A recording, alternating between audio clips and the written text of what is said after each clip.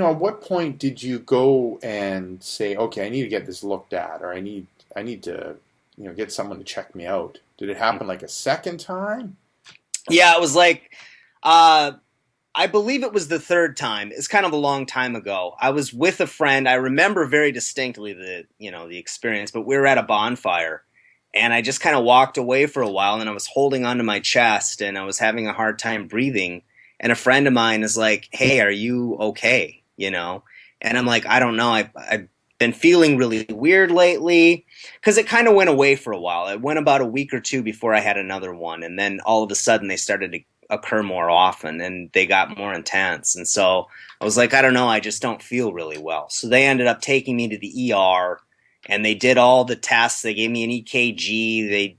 They did everything. They checked my blood levels and all did some blood work on me and said, no, it's just an anxiety attack. And I had never even heard of a panic attack before.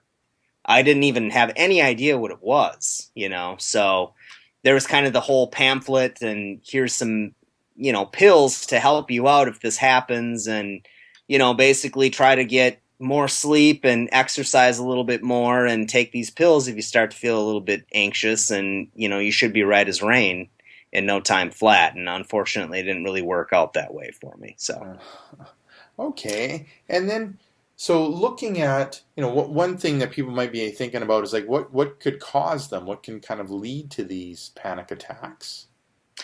So, yeah, they can be caused by some kind of a trauma event if you're experiencing, a lot of fear. I know, some of the people that I've coached, one guy, he went through a really bad car accident and then he started to have driving anxiety and he couldn't really get into a car without feeling panicky and things like that. So sometimes they can be related to an event and sometimes they can just be chronic stress that builds up in your system.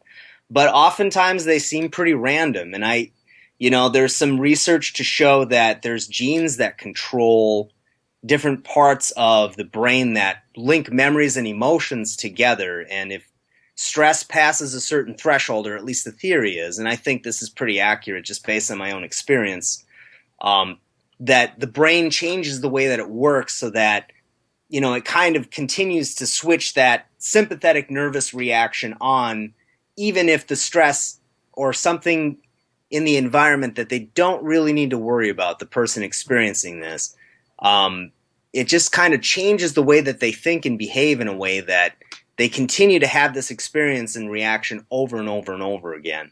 So while they can be triggered by some kind of experience or trauma, a lot of times it just seems like people seem to be susceptible to this kind of thing and they'll just start to have them sort of randomly without any major life event or, some kind of trauma that happens to them. Okay. And then with people, like, do they, when they get one of these panic attacks, like, kind of what are their options? Are they just have to like live with it or deal with it? Or is there something kind of naturally that they can do in order to, help deal with the panic attacks? Sure.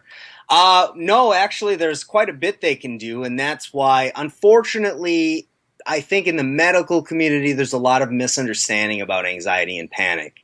And most of them assume that they can simply be controlled with medication. And unfortunately, there's just a lot of sufferers out there that just don't find that to be the case. Or even if they can, the side effects from the medication. I myself, had an addiction to a class of drugs called benzodiazepines. They can be very, very addictive. People use them as street medications to kind of feel fun and high all the time. And then there's the antidepressants like the SSRIs, but they have a lot of problems with them too. And they're not effective in more than about 20 to 30% of people who, actually take this medication and then never report another event of anxiety in their lives. And so there's some different therapeutic models that people use. One's called cognitive behavioral therapy, which has a lot of science behind it. There's a lot of research that proves how effective it can be. And it can be very effective. The biggest problem with it is that it tends to be really slow in because it relies on actually making, mindful-based changes to the way that you think and behave. And that can take a lot of time. And most of the time, anxiety sufferers have really bad attacks to the point where they just want relief.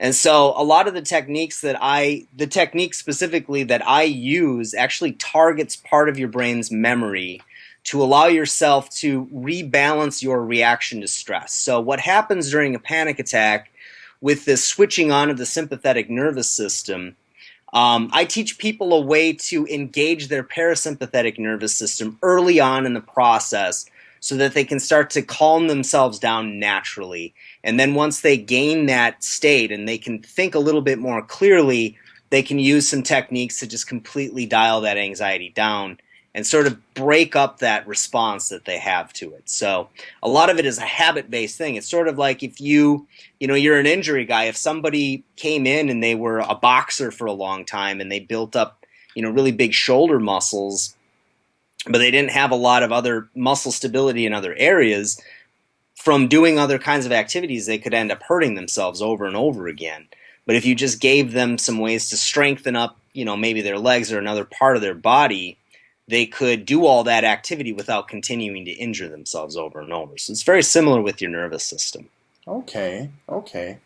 And so then there is kind of like a natural way that people can kind of work on dealing with their panic attacks and kind of utilizing some of the techniques, or like utilizing the techniques that you end up going through. Correct. Yes. Okay.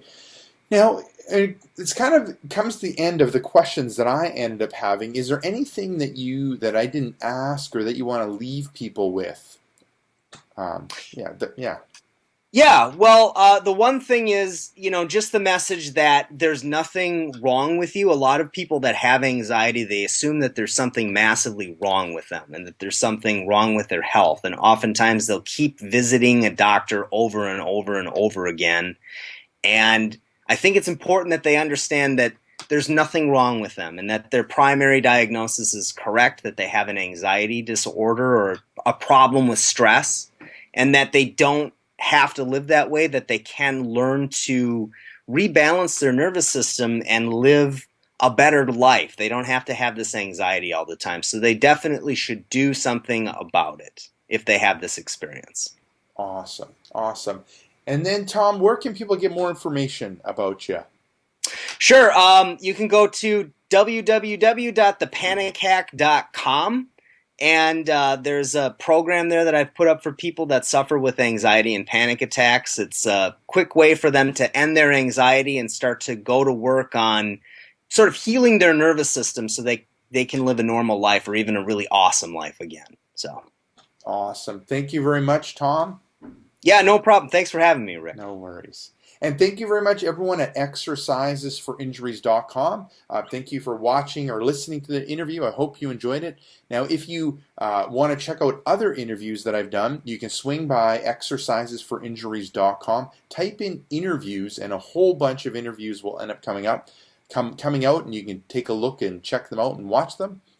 Now, if you have any ideas of people that you'd like to see me interview, make sure to swing by exercisesforinjuries.com. Contact me there and let me know who else you want me to interview.